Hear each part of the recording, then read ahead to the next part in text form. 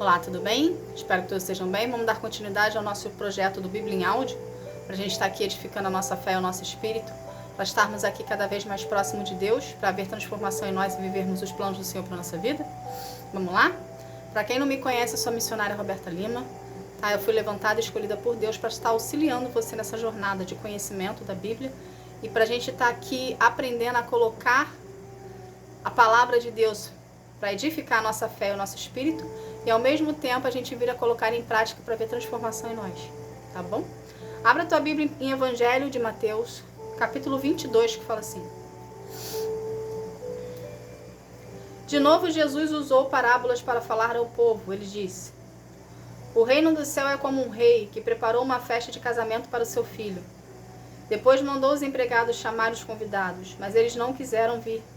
Então mandou outros empregados com o seguinte recado: Digam aos convidados que tudo está preparado para a festa. Já matei os bezerros e os bois gordos, e tudo está pronto, que venha a festa. Mas os convidados não se importaram com o convite e foram tratar os seus próprios negócios. Um foi para a fazenda, o outro para o armazém. Outros agarraram em empregados, bateram neles e os mataram. O rei ficou com tanta raiva que mandou matar aqueles assassinos e queimar a cidade deles. Depois chamou seus empregados e disse: A minha festa de casamento está pronta, mas os convidados não a mereciam. Agora vão pelas suas ruas e convide todas as pessoas que vocês encontrarem. Então os empregados saíram pelas suas ruas e reuniram todos os que puderam encontrar, tanto os bons quanto os maus. E o salão de festa ficou cheio de gente. Quando o rei entrou para ver os convidados, notou um homem que não estava usando roupas de festa e perguntou: Amigo, como é que você entrou aqui sem roupas de festas? Mas o homem não respondeu nada. Então o rei disse aos empregados: Amarre os pés e as mãos deste homem e o joguem fora, na escuridão. Ali ele vai chorar e ranger os dentes de desespero.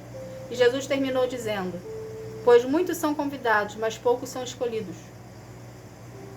Os fariseus saíram e fizeram um plano para conseguir alguma prova contra Jesus.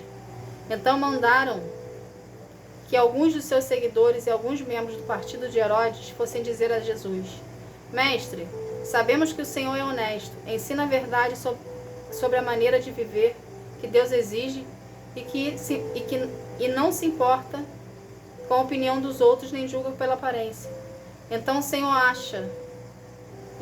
o que o Senhor acha é ou não contra a nossa lei para pagar os impostos do imperador romano? Mas Jesus percebeu a malícia deles e respondeu: Hipócritas, por que é que vocês estão procurando uma prova contra mim? Tragam a moeda com que se paga o imposto. Trouxeram a moeda e ele perguntou: De quem são o nome e a cara que estão gravados na moeda? Eles responderam: São do imperador. Então Jesus disse: Deem ao imperador o que é do imperador e deem a Deus o que é de Deus. E eles ficaram admirados quando ouviram isso. Então deixaram Jesus e foram embora. Naquele mesmo dia, chegaram perto de Jesus alguns saduceus, afirmando que ninguém ressuscita.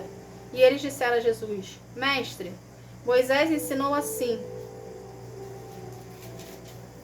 Se um homem morrer e deixar a esposa sem filhos, o irmão dele deve casar com a viúva, para terem filhos, que não serão considerados filhos do irmão que morreu. Acontece que havia entre nós 7 irmãos. O mais velho casou e morreu sem deixar filhos. Assim ele deixou a viúva para o segundo irmão. A mesma coisa aconteceu com este, e também com o terceiro, e finalmente com todos os 7. Depois de todos eles, a mulher também morreu. Portanto, no dia da ressurreição, do qual dos sete a mulher vai ser esposa? Pois todos eles casaram com ela. Jesus respondeu: Como vocês estão errados, não conhecem nem as Escrituras Sagradas e nem o poder de Deus. Pois quando os mortos ressuscitarem, serão como os anjos do céu e ninguém casará. E quando a ressurreição dos mortos, será que vocês nunca leram o que Deus disse? Ele afirmou: Eu sou o Deus de Abraão, o Deus de Isaque e o Deus de Jacó. E Deus não é Deus de mortos e sim dos vivos. Quando a multidão ouviu isso, ficou admirada com o ensinamento dele. Os fariseus se reuniram quando souberam que Jesus tinha feito os saduceus calarem a boca.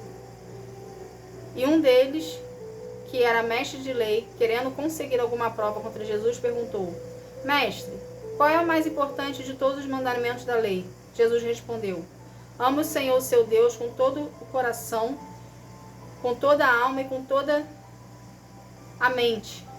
Este é o maior mandamento e mais importante. E o segundo mais importante, parecido com o primeiro: ame os outros como você ama a si mesmo. Toda a lei de Moisés e os ensinamentos dos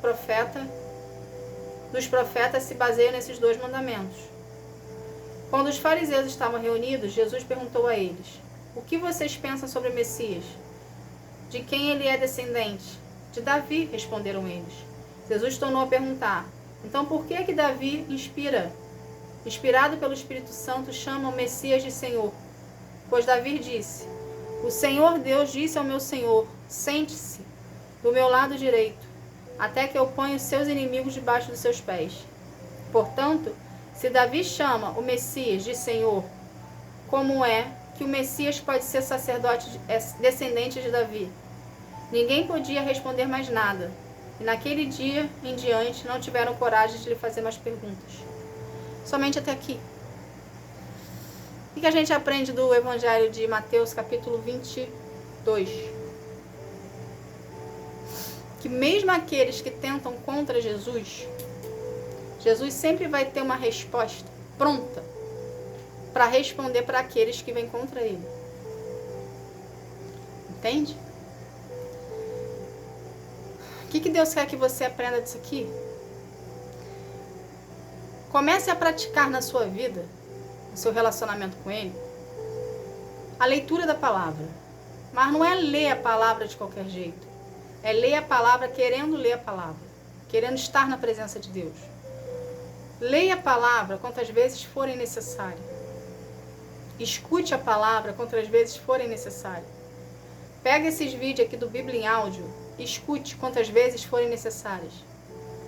Para aquela palavra que está sendo lida ali da Bíblia, do Evangelho, adentrar dentro de você, fazer morada em você, ok? E, consequentemente, você se permitir ser transformado por Deus. Porque quando a gente escuta algo que seja da palavra do Senhor, aquilo ali que a gente está escutando com uma certa frequência, ela começa a querer fazer transformação em nós, porque a gente começa a ver que nós estamos no erro e a gente quer andar no acerto. Entende? Então, a partir do momento que você começa a praticar o que você está escutando da palavra de Deus, ou você está lendo, ou você está estudando, vai começar a haver uma transformação em você. E é isso que Deus quer em nós, uma transformação de dentro para fora, andando de acordo com as escrituras dele. Então, seja você a pessoa que vai ser transformado pelas mãos do Senhor para viver os planos do Senhor para a sua vida. E permita-se a palavra adentrar, a palavra fazer morada, e você praticar a palavra que está fazendo morada em você, na sua vida, na sua rotina, para haver transformação em ti. E você cada vez mais ficar parecido com Jesus. Não seja um saduceu, não seja um fariseu, ok? Não seja um ímpio, seja uma pessoa que tenha relacionamento com Deus e desenvolveu com Ele uma intimidade. Tá bom? Vamos estar aqui fazendo uma oração para a gente estar encerrando esse momento? Vamos lá? Pai, em nome de Jesus, Senhor, eu quero te agradecer por essa palavra, Paizinho. Obrigada, Senhor. Obrigada por ser tão fiel a nós.